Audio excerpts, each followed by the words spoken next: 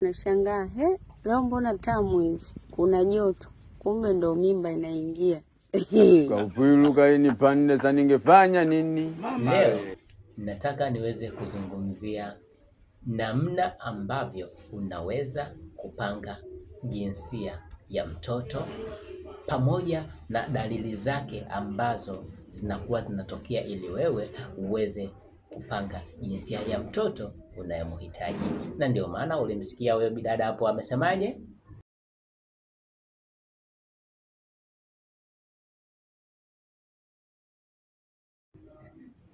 Hiyo sio bure tu kwamba unajisikia hivi na hivi kumbe ndio mimba inaingia.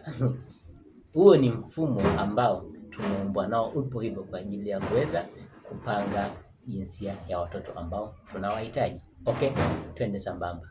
Moja, wewe mwenyewe si unajua kinavyosumbua. Hata kama umeokoka lazima utaibutua.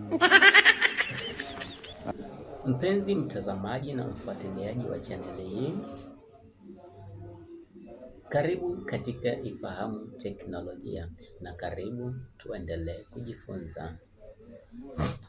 Bwana, kuna siku hapa nilisema kwamba nitakuja kuzungumzia kwa kina swala la namna ya kuweza kupanga familia, na maanisha kwamba kuweza kupanga jinsia ya mtoto, kwamba unahitaji uweze kupata mtoto wa jinsia gani, ni mwanaume au mwanamke.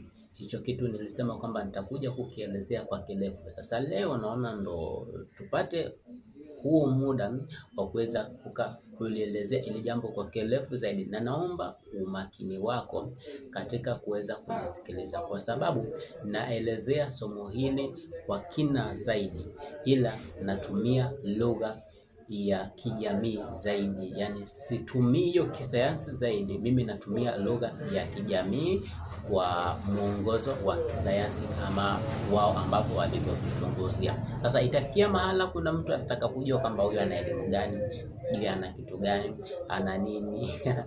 Hapana, hivyo vitu hautakiwi kuweza kujaji, kwa sababu yani elimu sio kwamba ndo inatosha mtu kuweza kukaa kukwambia kitu fulani, kwa sababu kuna wale ambao mpo na elimu yenu ya darasani ambao mnaona kwamba kila kitu kidarasani, lakini bado kwenye elimu nyingi za kimaisha mnakuwa mweze kufahamu. Ama wapo watu leo hii wamesoma vizuri hiyo elimu ya kidarasani, lakini yeye alichokariri ni ile tu ya darasani, ila uhalisia kabisa anakuwa haufahamu.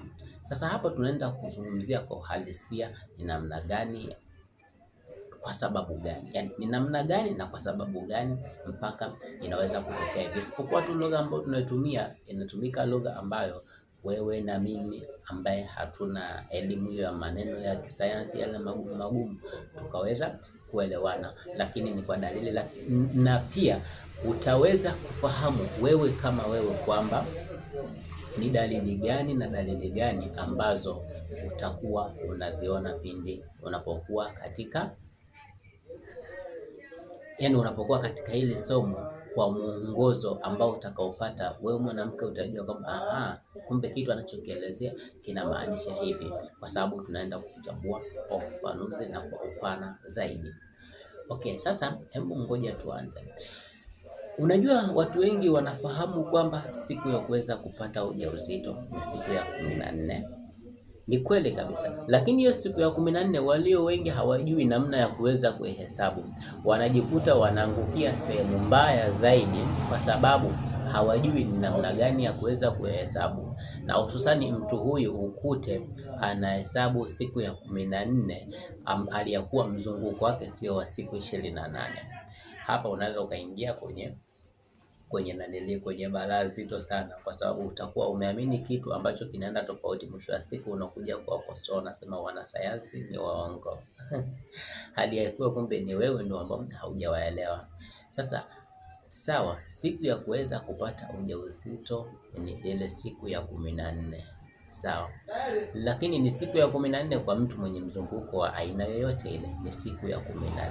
Sasa tunapataje jibu? Ifahamike kwamba kuna hawa wenzangu na mimi wana mizunguko mpaka siku 21, wengine mpaka inapungua hapo, sawa.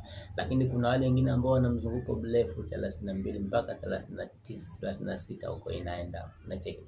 Lakini kuna hao ambao wanasimamia kwenye 28, ingawaje kuna baadhi ya miezi unakuta inabadilika, lakini ile ya perfect kabisa ni siku 28. Sasa hapa ndipo ambapo nataka uweze kuweka umakini, uliomakinika uweze kufahamu. Na ndio maana hata katika hayo masomo watu wanafundisha, naambia kwamba ni vyema ukawa unahesabu ule mzunguko wako, ikibidi hata kwa muda wa miezi 6 nyuma, ili uweze kujua kwamba wewe mzunguko wako upoje. Kwa nini unataka hivyo? Ni kwamba pia ili lazima wewe uweze kujua kwamba ukianza hii leo, unajua tarehe fulani nitaanza tena. Hicho ndicho kitu ambacho kinahitajika, kwamba leo unaanza, unajua tarehe fulani nitaanza tena. Lakini pia hata kabla hujashiriki unajua kabisa kwamba tarehe fulani mimi nitaanza tena complete. Kwa hiyo utakuwa unalifahamu hilo. Hiyo ndio tafsiri kwamba inabidi watu wawe wanahesabu zile nini, wawe wanahesabu siku zao kwa muda usiopungua hata miezi 6. Maana yake ni nini? Ili uweze kupangilia mtoto inahitajika siku ya 14. Lakini siku ya 14 kiaje? Yaani siku ya 14 unahesabu kutoka siku ya mwisho kurudi nyuma. Yaani kwa mfano leo ndo umeanza kuona siku zako, au hesabu kwamba siku ya 14 ndo tangia ile siku ambayo ulianza kwenda mbele. Ama wengine wanaendaga kwamba siku wanaomaliza ndo wanaanza kuhesabu. Najua nishafanya uchunguzi kwa watu wengi sana, wanawake wengi sana hawajui. Unakuta ni wanachanganya mambo yao, anajua kwamba siku ya 14 labda yamesababu atakaomaliza ndo anaanza kuhesabu. Hapana.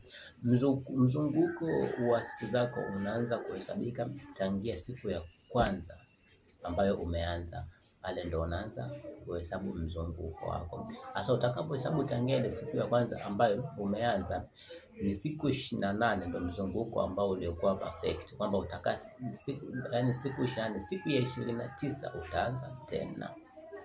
Hapo ndo maana ya mzunguko, kwamba siku ya 29 utaanza tena. Hivyo basi pindi unapoanza ile tarehe ambayo unaoanza, kwa mfano hasa tunatolea mfano kwamba umeanza tarehe 1, sawa, ya mwezi wa kwanza, ndo umeanza tarehe 1 mwezi wa kwanza. Kwa maana wewe utaenda mpaka tarehe 28. Tarehe 29 utaanza tena. Unahesabu vipi? Unahesabu ile tarehe 28 unarudi nyuma, kwamba 28, 27, 26 unarudi mpaka hapa 18 tip. Kwa maana ile 14 net itakuwa ndo siku sasa husika ya wewe kuweza, yani ile ndo siku husika ya wewe kuweza kupata ujauzito. Na nasema sio siku husika ya wewe kuweza kupata ujauzito, hapana, bali lile yai katika safari yake, kwa sababu mzunguko ni yai kutoka katika kule mfuko wake wa unapohifadhiwa mpaka kwenda kwenye mji wa mimba. Isipokosa ikishindikana kurutubishwa, inafanyaje? Linaondoka huko, linakuwa limeharibika. Ina maana safari yake inaanzia pale. Kwa maana ikishafika ni zilikuwa zimebaki siku 14 tu, tayari ile yai linakuwa pale ndo lipo tayari, kwamba mbegu zikiingia pale zinaweza kuzama moja kwa moja, yani zinaweza likaifikia yai. Baada ya hapo ikifika tena siku ya 15 tayari ile linaanza linafika kwa tayari limeshaharibika, linakuwa bovu. Kwa maana hata kama mbegu zikiingia pale haliwezi kulifanyisha kazi hilo yai, kwa sababu tayari lilishatoboka, yani damu tayari lishaanza kutengeneza damu, tayari lishakuwa linaharibika. Linaendelea mpaka itakapofika ile siku, baada ya siku 14 mbele itakuwa tayari limeshaharibika na linatoka. Kwa maana inapotoka pale, linapokuja lingine linaanza safari yake, wakati uchafu unaendelea kutoka. Sawa, yani ya moja tayari lishaharibika, limeshatoka kulingana, linaanza safari yake. Sasa unatakiwa kuhesabu ile siku ya, kwa mfano tunasema tarehe 1, kwa atakao hesabu ile mpaka tarehe 28 unahesabu kwa kurudi nyuma mpaka, ina maana utapata tarehe 14 mwezi wa kwanza. Ile ndio siku ambayo yai linakuwa lipo katika mji wa mimba. Kwa maana ile siku sasa mbegu zikilikuta lile yai itarutubisha. Kwa maana ni siku ni moja tu katika mwezi ambayo yai linakuwa lipo pale linasubiri kurutubisha, ni siku hiyo moja tu. Na kama nilivyosema kwamba unahesabu kuanzia 28 unarudi nyuma mpaka tarehe yani mpaka siku ya 14. Yani yeye likishafika pale siku alijarutubishwa siku 14 mbele linakuwa ni totally limefanyaje, limeharibika na linatoka. Kwa maana kwa lugha nyepesi ni kwamba inachukua siku 14 yai kuharibika. Tuseme ni siku 13, yani ile ya 14 ndio siku perfect kabisa. Yani pale lipo full kwamba kwa kurutubishwa. Baada hapo inachukua siku 13 mbele linakuwa lishaharibika moja kwa moja. Kwa maana siku ni ile moja tu ndio ambayo inabidi liwe limerutubishwa. Hapo sasa nadhani utakuwa umenielewa. Sasa swali ni kwamba ni siku hiyo moja. Je, tunafanyaje hapa kuweza kupanga jinsia? Ipo hivi kwamba ili uweze kupanga jinsia, baada ya kufahamu kwamba yai linakaa kwenye mji wa kutunga mimba kwa siku moja ambao ni siku fulani, tayari ushaifahamu. Kwa maana hiyo siku inatakiwa mbegu zako ziweze kuwa pale kwa ajili ya kuweza kurutubisha yai. Isipoweza kuwa pale, ina maana ile siku itarutubisha yai na tayari linakuwa limefanyaje, yani itakuwa tayari limeharibika. Utakuwa hawezi kupata, yani hawezi kupata ujauzito, kwa sababu siku ambao yai ndio liko pale inabidi lirutubishwe, hamkuweza kushiriki, tuseme sawa. Kwa maana hakuna mbegu zoingia pale mpaka zimeanza kuharibika, baada yenyewe mmekuja kushiriki siku nyingine ndio mbegu hazijafikia yai, yani ama imefika yai tayari yai lishatoboka na mali inaendelea kuharibika. Kwa haiwezi kuwa nini, haiwezi tena kuwa mimba, kwa sababu yai tayari limeharibika, ndo mbegu nao zinakuwa pale zinafika ile siku. Sijui hapo nadhani unanipata. Nimesema kwamba natumia lugha ya kiasili. Sasa ili uweze kupanga, inabidi ukishafahamu ile siku ya 14 kwamba leo ndo hii siku. Kingine ambacho natakiwa tuweze ukifahamu. Sasa tunarudi kwa upande wa baba. Je, mnafahamu ninyi kwamba mbegu, yani hapa nazungumzia wewe na mkeo, kwamba mnafahamu kwamba mbegu za mwanaume zina safari yake ipoje?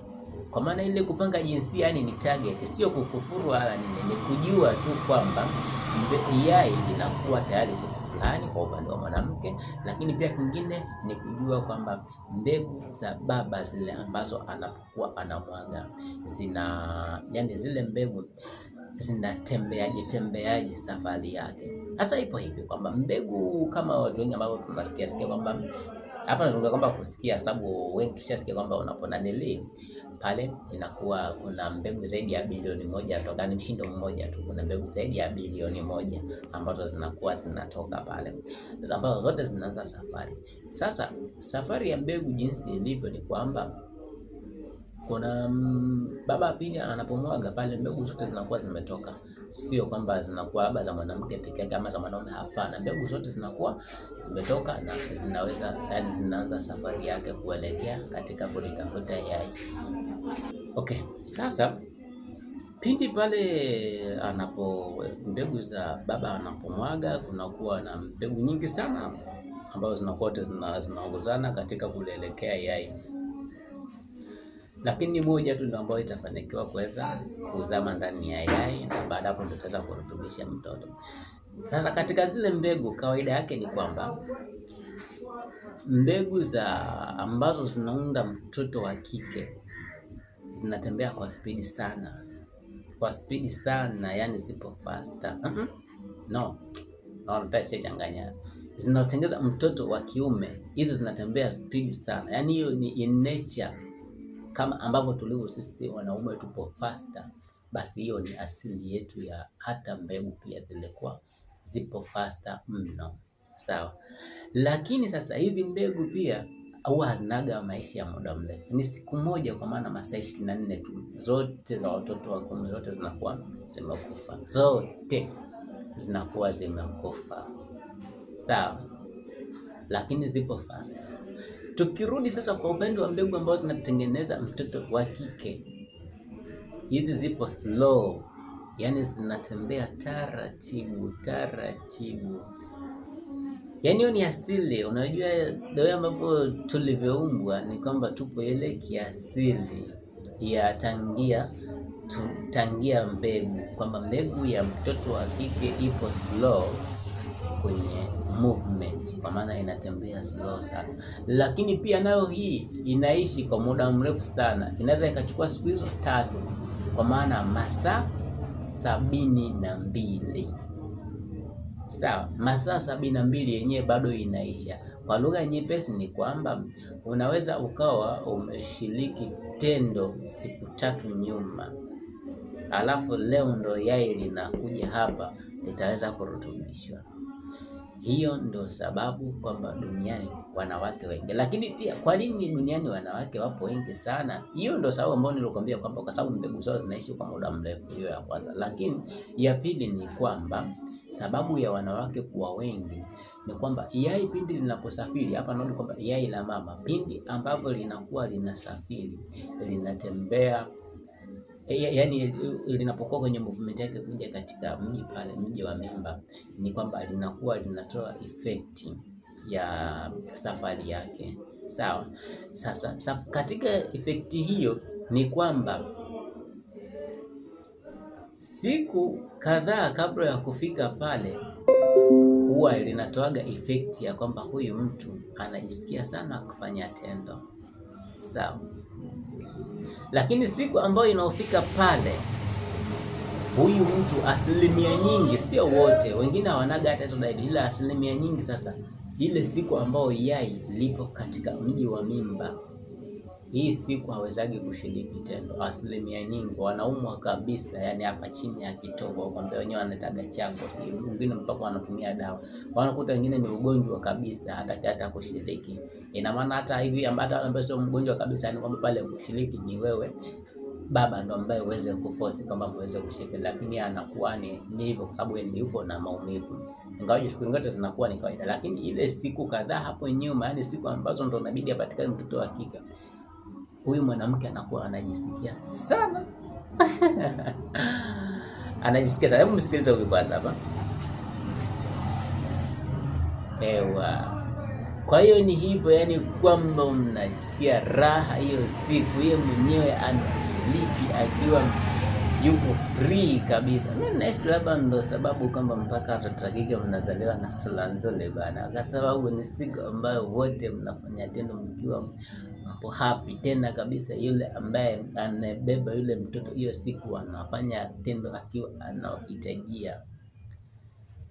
Nadhani hapa wale akina dada kidogo mtakuwa mnanielewa ni kipi na maanisha, kwamba unakuta watu kwa mwezi unakuta kuna siku hizo 2 huwa anajisikia sana kushiriki tendo. Hapo nazungumzia baada ya kuwa ameshatoka kwenye period, anakuwa na hamu ya kutoka tendo mpaka anatokwa na ule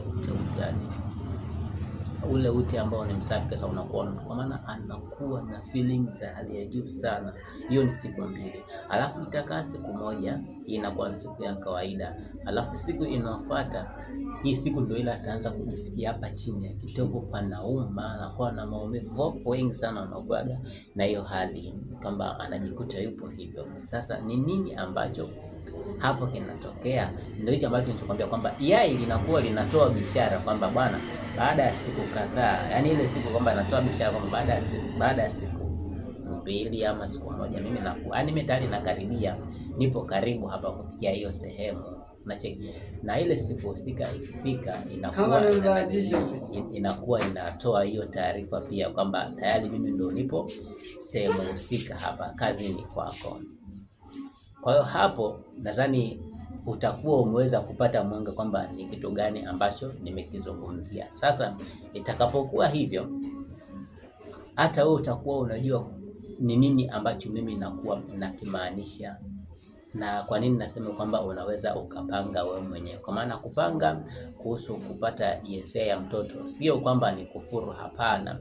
Huo ni mpango ambao upo, yani tumepangiwa hivyo kwa sababu ni asili. Kama ilivyo kila siku jua unaona linatoka mashariki linaenda magharibi, basi alikadhalika pia hata kwenye swala la mfumo wa uzazi kwa upande wa mwanamke pia upo hivyo, kwamba alishapangiwa mzunguko wa hivyo. Lakini pia haikuishia hivyo, kwamba hata pia namna ya mbegu jinsi ambavyo zinavyosafiri nayo pia imeshapangiwa mwongozo wake, kwamba zinakuwa zinasafiri hivi na hivi na hivi. Kwa hiyo mbegu za mtoto wa kike huwa zinakaa kwa muda mrefu sana pasipo kuharibika, lakini mbegu za mtoto wa kiume zinakaa kwa muda mfupi tu, na zenyewe zinakuwa zimeshaharibika, kwa maana zinakufa pasipo kuwa na siku nyingi. Hivyo basi, na hiyo ndo asili kama ilivyo, kwamba wanaume hatuishi miaka mingi duniani, hiyo ni asili tangia tukiwa mbegu.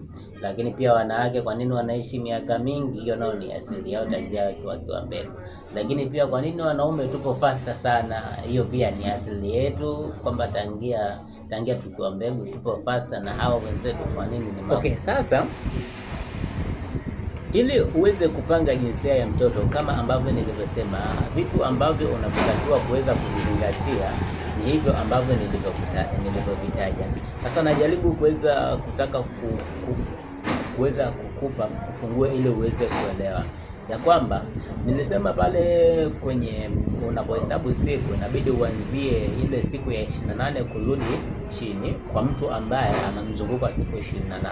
Lakini halikadhalika hata ukiwa na mzunguko wa siku 21 ama ukiwa na mzunguko wa siku 32 na kuendelea, hesabu rasmi inatakiwa wewe ambao ufahamu ya kwamba yani mwendo wa kutoka katika yai kutoka katika mfuko wa yani ule mfuko wa sehemu ambapo mimba inatungwa mpaka siku ambayo unakuja kupata period, hiyo hatua ya yai ya kuharibika mpaka kufikia hatua ya siku ambayo inatoka inachukua siku 13. Siku ya 18 ndio inakuwa ile siku yenyewe. Kwa maana kama ni siku 36, hesabu siku kwa kurudi nyuma mpaka siku ya 14, jua hiyo ndio siku hatari. Yani kwamba hiyo siku ndio siku ambayo yai inakuwa lipo katika mfuko wa uzazi. Sasa unapangaje jinsia? Ni kwamba unatakiwa ufahamu ambavyo nilivyoelezea kwamba yai ambalo linarutubisha kuweza kupata mtoto wa kike huwa linatembea taratibu, lakini linakaa siku nyingi, na yai ambalo linatengeneza mtoto wa kiume linatembea kwa haraka, lakini linakaa kwa muda mfupi. Tafsiri yake ni kwamba ili uweze kupata ujauzito inatakiwa uweze kuzingatia kwamba ni lini na lini na lini ambazo ukifanya utapata mimba. Siku zingine zote hata ukifanya sahau kwamba utakuwa na uwezekano wa kupata mimba. Hiyo kitu haitokaa ikatokea, kwa maana usije ukawa haushiriki hizo siku alafu kila siku na unaomba tu sije kanisani msikitini ili uweze kupata mimba. Haitokaa ikatokea, kwa sababu wewe ni sawa na mtu ambaye unaomba upate kitu hali ya kuwa chanzo cha hicho kitu na kikwepa. Yani unataka uweze kuwa tajiri alafu mvivu wa kufanya kazi, utakuwaje tajiri sasa? Maana mfano halisi ndio huo. Kwa maana siku ambayo unaweza ukapata ujauzito sana sana huwa zinakuaga ni siku 4, lakini huwa tunaziongezea 5 mpaka 6, lakini ni siku 4. Yaani siku ni moja, ila ndani ya siku 4 ukishiriki uwezekano wa kupata ujauzito upo kwa asilimia zote. Ni kwa sababu gani? Tunaanzia hapa kwamba ili uweze kupata mtoto wa kike yai, yani upindi pale mwanaume anapokuwa amemwaga inachukua mpaka siku 3 lile yai kuweza yani zile mbegu kuweza kuharibika. Tafsiri yake ni kwamba utashiriki leo siku 3 mbele bado zile yai zipo zina survive, ambapo hapo sasa ni kwamba ni mbegu za mtoto wa kike zinakuwa bado zinaendelea kusafiri. Lakini wewe ambaye unahitaji mtoto wa kiume pia lazima uweze kufahamu kwamba ili uweze ili uweze kupata mtoto wa kiume inabidi ushiriki siku husika ama siku karibu na yai kuweza kufika pale, ili zile mbegu za mtoto wa kiume, kwa sababu zipo faster, zitaweza kuliwahi yai. Haitoka ikatokea ukapata mtoto wa kike aliyakuwa ulifanya siku ambayo ndio siku ya kuweza kupata mtoto wa kiume. Sasa sababu yake ipoje? Ipo hivi kwamba ile siku ukishapiga hesabu ukishapata siku ya 14 tambua kwamba hiyo siku ya 14 kama unahitaji mtoto wa kiume inabidi ushiriki hiyo siku. Yaani shiriki hiyo siku ya 14, kwa sababu pindi utakapomwaga zile mbegu za mtoto wa kiume, kwa kuwa zipo faster, zitaliwai yai kabla hata halijaweza kutoka pale, kabla haijageuka siku nyingine, yenyewe itakuwa tayari imeshalifikia. Wakati huo bado mbegu za mtoto wa kike zitakuwa zinadolola tu kidogo kidogo mpaka ziweze kufika kulifikia yai, tayari hii mbegu ya mtoto wa kiume imeshazama na ndani kabisa na kurutubisha, inakuwa tayari imesharutubisha. Lakini sasa wakati tunasema hayo, ina maana nikwambia shiriki siku ya 14, ila siku ya 13, ya 12 na 11 hizo siku hautakiwi kushiriki, kwa sababu kama ulishiriki, tuseme ulishiriki siku ya 13 ama ulishiriki siku ya 12 ama ulishiriki tena siku ya 11, kwa maana zile mbegu za mtoto wa kike ambazo ulizoshiriki tangia hizo siku bado zinakuwa zipo. Sasa hata hii siku utakapokuja tena kuja kushiriki, ni kwamba hiyo ndio ile unasemaga kwamba ukae umuombe Mungu, yeyote ambaye atakayekuja ndio huyo, kwa sababu hapo itakuwa haifahamiki kwamba ni mbegu ipi itakuwa imeweza kufanikisha, kwa sababu ulishiriki juzi, mbegu za mtoto wa kike bado zipo, na leo unashiriki za mtoto wa kiume nazo zinakuwa zipo, kwa maana pale itakaobahatika kuweza kulifikia yai ndio hizo.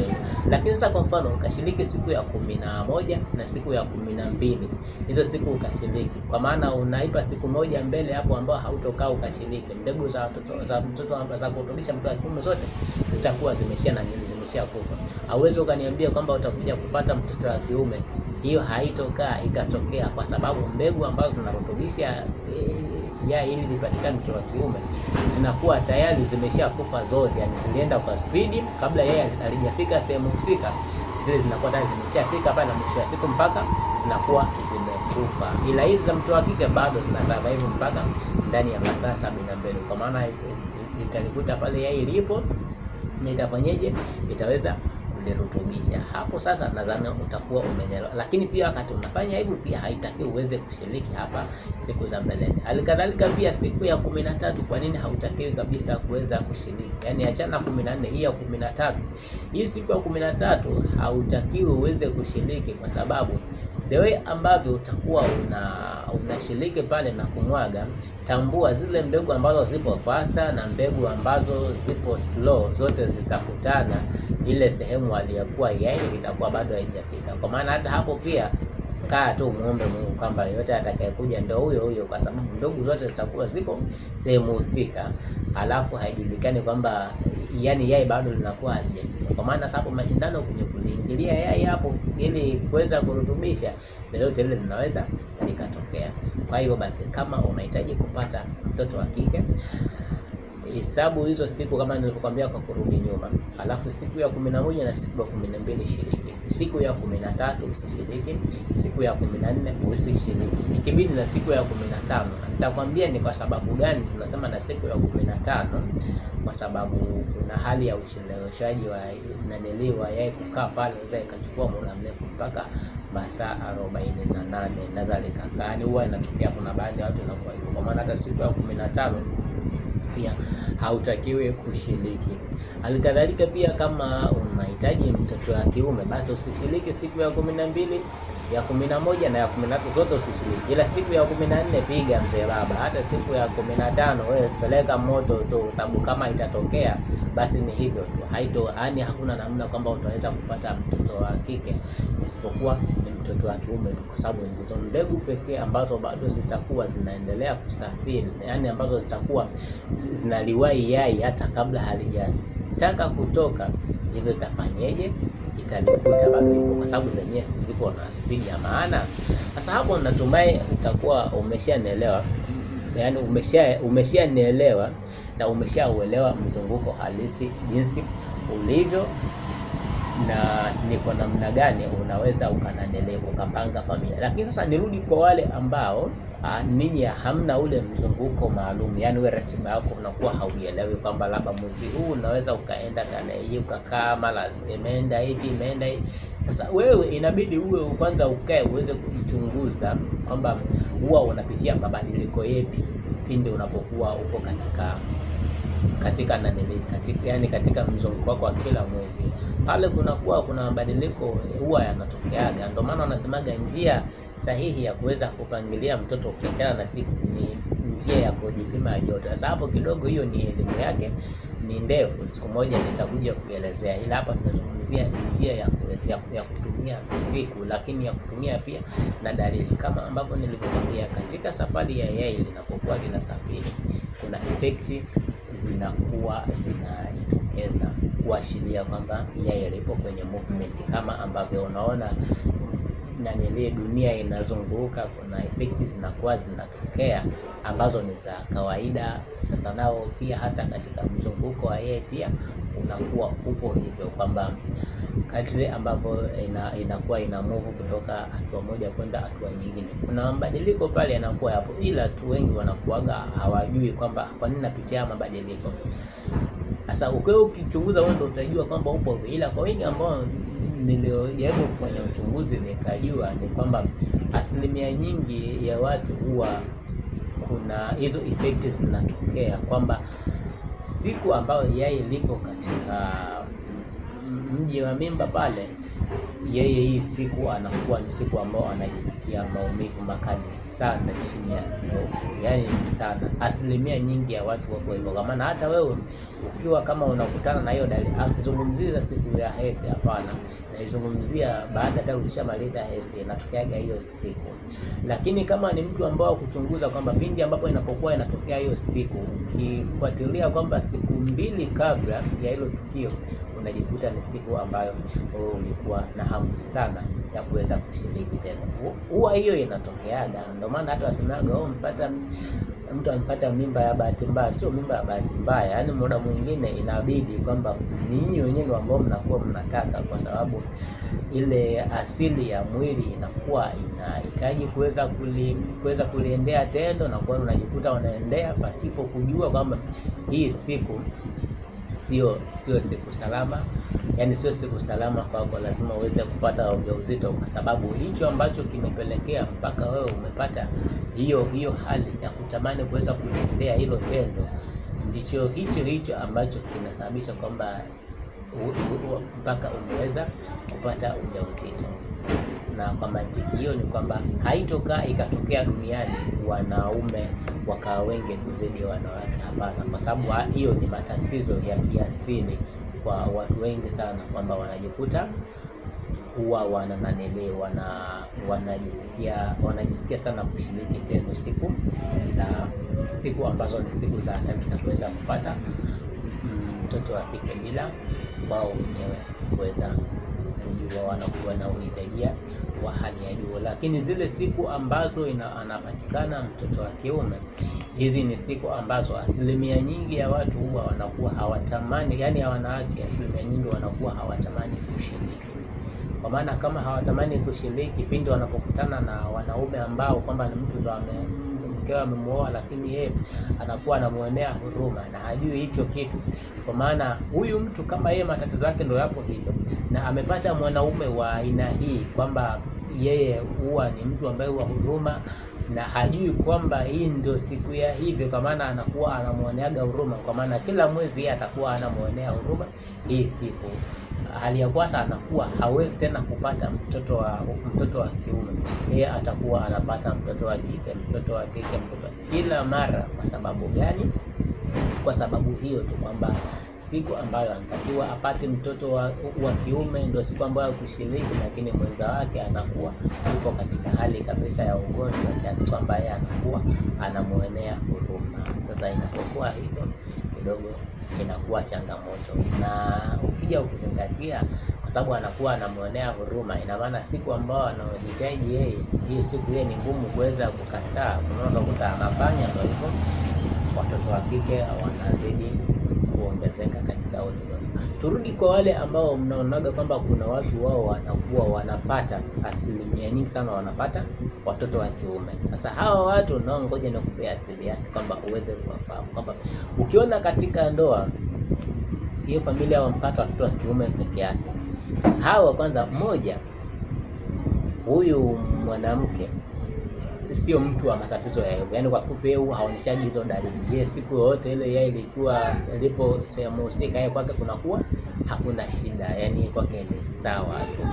Lakini pia kwa upande mwingine naweza nikasema kwamba nayo asilimia nyingi ya watu ya hivyo kwamba mwanaume mume wake anakuwa ni mtu wa kupendelea sana hayo mambo, yani kwa kifupi hawezi ikapita siku bila kufanyaje bila kupeleka moto. Kwa hiyo inakuwa hivyo sana anapokutana na mwanamke ambaye hawezi yani huwa hajisikii utofauti, yani kwamba siku yote kwake ni sawa, hakuna chochote kile ambacho kinakuwa tofauti, na sio mtu wa kumnyima, ni mtu wa kutii. Basi pia hii ndoa ni kwamba uwezekano pia kupata mtoto wa kike ingawaje huko, ila ni asilimia chache sana tofauti naweza kupata mtoto wa kiume, kwa sababu anakuwa anashiriki tendo karibia kila siku. Na ili uweze kupanga jinsia ya mtoto lazima ujue kwamba leo natakiwa nishiriki na leo sitakiwi kushiriki. Hapo ndo utaweza kupanga, ila kama zile siku hatari zote utaweza kupita nazo brother, usahau kabisa kwamba unaweza ukapanga. Lakini ukienda kimahesabu kwa kuzingatia mzunguko wa mwanamke jinsi ulivyo na zile dalili ambazo inatoa, lakini pia kwa kuzingatia na namna ambavyo mbegu za kiume ambavyo zinasafiri baada ya kuwa umemwaga kwamba zinasafiri kwa staili gani, maana hiyo ndo asili ya ambavyo tulivyoumbwa, tuko hivyo, maana asili bado inaendelea kuishi. Basi utaweza kupanga familia ambavyo unavyotaka, na hakuna cha nini mtu si kuambia kwamba utakuwa umekufuru, utakuwa umefanyaje. Hapana, kupanga jinsia ambayo sio kukufuru, kwa sababu Mungu ndiye ambaye amekuwekea wewe hiyo mifumo ya kwamba mfumo tayari ulishapangwa, ni wewe namna ya kuchunguza na kuweza kutumia. Yani kwa kifupi hapa tulipo ni sawa kwamba tupo safarini, ni jukumu lako wewe kuweza kudandia. Sasa kama utake kudandia kuendana na hiyo safari, yani hapo itakuwa ngumu. Lakini kama unajua kwamba ni kudandia tayari, kwamba ni mfumo ambao upo, dandia ili uweze kufika ambapo unakotaka, kwa maana mfumo upo, uchunguze ili ufanye ambacho unachotaka. Sasa inakuwaje ni dhambi tena kama umechunguza mfumo, unafahamu ni hivi, na wewe ukapanga kwamba mimi nataka sasa ngoja kumbe safari yangu imefikia hapa, inabidi nidandia hapa. Unadandia safari itakuwa hivyo, hakuna gasi cha nini wala nini, kwa sababu tayari yeye aliyetuumba. Hapo unasema kwamba kukufuru Mungu, huyo Mungu mwenyewe aliyetuumba yeye ametuwekea mifumo, na hii mifumo ndio ambayo inatuwezesha sisi. Kwa maana wewe unapata watoto wa kike peke yake, haupaswi kumlaumu Mungu. Wewe mwenyewe tu bado haujataka kuweza kutafakari kwamba ni namna gani unaweza ukaweza kupangilia ya jinsia ya mtoto ambaye unayemtaka wewe. Kwa maana wewe kwa kifupi tunasema kwamba ni wewe mwenyewe umechagua kupata watoto wa jinsia ambayo unawapata siku zote. Kwa maana unapata watoto wa kiume peke yake, wewe umechagua kupata watoto wa kiume peke yake. Usimsingizie Mungu. Mungu hapo hamsiki. Na unapata watoto wa kike peke yake, ni wewe mwenyewe ndo ambaye unapanga kupata watoto wa kike peke yake. Usimsingizie Mungu hapo, yeye hausiki kabisa, kwa sababu amekupa mfumo, ni wewe mwenyewe uweze kuondesha. Yeye alishamaliza kila kitu, na kila kitu amekiacha kwenye mfumo, kinajiongoza chenyewe, kama ambavyo unavyoona kwamba ameweka dunia inajizungusha yenyewe na inaendelea hivyo, kwamba kila siku jua itakuwa linatokea huko na kuzamia huko. Basi ni hivyo hivyo tu inaendelea, na kila mwaka kwamba msimu fulani itakuwa ni masika, msimu fulani inakuwa ni hivi, inakuwa ni hivi. Yani tayari ni mfumo ambao ameshaweka, hahitaji hata kukaa siku kusimama, yeye mwenyewe alishaweka, inakuwa dunia inajiendesha hivyo. Basi hali kadhalika hata kwenye mfumo wa uzazi pia ameshawekea huo mfumo kwamba hali inakuwa hivi na hivi na hivi. Kwa maana ni sisi wenyewe sasa tunahitaji kukaa kuchunguza na kuweza kupangilia kwamba ni hivi. Kwa maana utakuwa unaamua kwamba nahitaji mtoto wa kike, nahitaji mtoto wa kiume. Ni hivyo tu, pale ambapo utakachojisikia ukipata kwa wakati huo ndicho ambacho utakachoweza kukifanya. Kwa kufikia hapo natumai nimeeleweka, ila kama utakuwa na swali, sasa hivi sitaki kuweka namba zangu hapa, maana kuna watu wanakuta anakupigia simu mpaka saa 9 usiku alafu anachokuuliza akieleweke. Kama ukiwa na swali lolote uliza kwenye comment hapo, nitakupa jibu. Mpaka wakati mwingine, bye bye.